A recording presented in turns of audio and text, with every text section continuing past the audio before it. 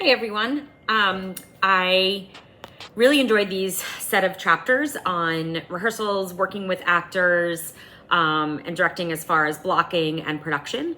Definitely things that we've all done if we've directed before, but really good to review those and just to kind of go over some of the things in our heads that we can improve on in our practice. So I really enjoyed that. I loved the first chapter on kind of setting up the tone of the rehearsals and the expectations. I think that's something that's so important as a director, that we come in and we set a very positive tone for our students, especially in educational theater, that it's a safe space, it's a place that they can learn and grow, and that, mistakes are welcome, right? And that sometimes mistakes can turn into really, really positive results on stage. Some of the best mistakes become, or the worst mistakes become, some of the best parts of the show at times. So I really appreciated that. I previously worked with a wonderful director, and we were able to really set such a great tone for our students. And unfortunately, 2 years ago, when the drama program first started, when we decided we would have a drama program, I was still the occupational therapist, so I wasn't teaching yet. And the performing arts director asked if I would just stay on and be the assistant director for this new drama teacher. And unfortunately, the tone at the outset that was set for the students was a little on the condescending side, and middle schoolers pick up on that immediately. So there was this setup where the tone was one of more negativity, and you're not going to get this, or you're not getting this, versus how can we get this together. And it took a really long time, all of last year, for me to rework that and go back.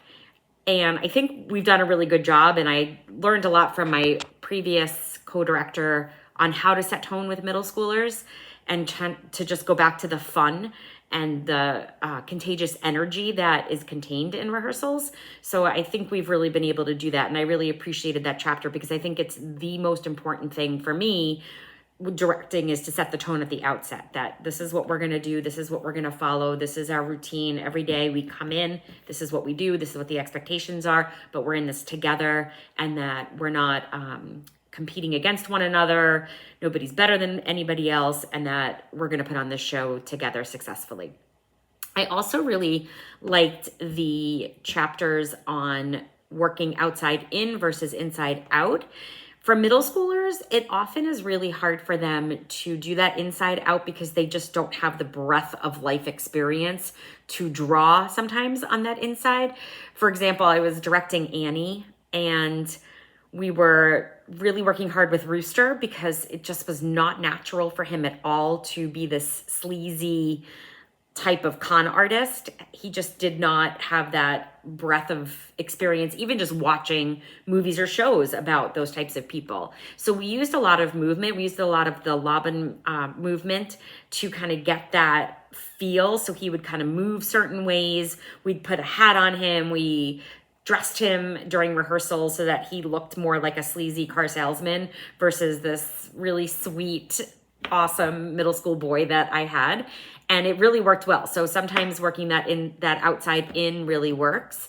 In Matilda, we did draw a lot on some of those kids' personal feelings, and working inside and working on that, reaching into their emotions to pull out things. But again, we tend to do a lot of the working outside in for the middle school level. But I do enjoy when the kids can reach into that emotional type of place.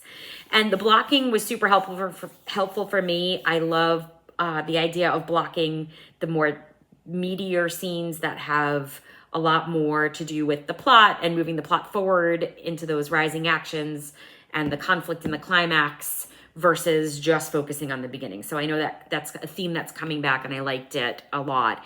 I also really appreciated just the layout for teaching purposes. When I teach my 8th graders, I do a directing unit, and I'm definitely going to be using a lot of those visuals for them. So I'm going to pull from that book and use some of those visuals, because I really enjoyed those in particular, and I think it would be helpful for my students to see that versus me just trying to explain it to them.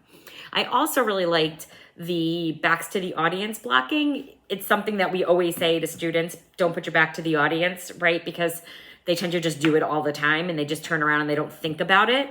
But there is a time and a place for having backs to audiences in order to make the scene look real, the actors look more authentic as they're moving. So I really appreciated that, and we'll try to put that away as far as never have your back to the audience. It'll be don't have your back to the audience unless it contributes to the production on stage and the production value. So I liked these chapters. I bookmarked several of them to come back to for my fall and my spring productions. I hope everybody has a great weekend.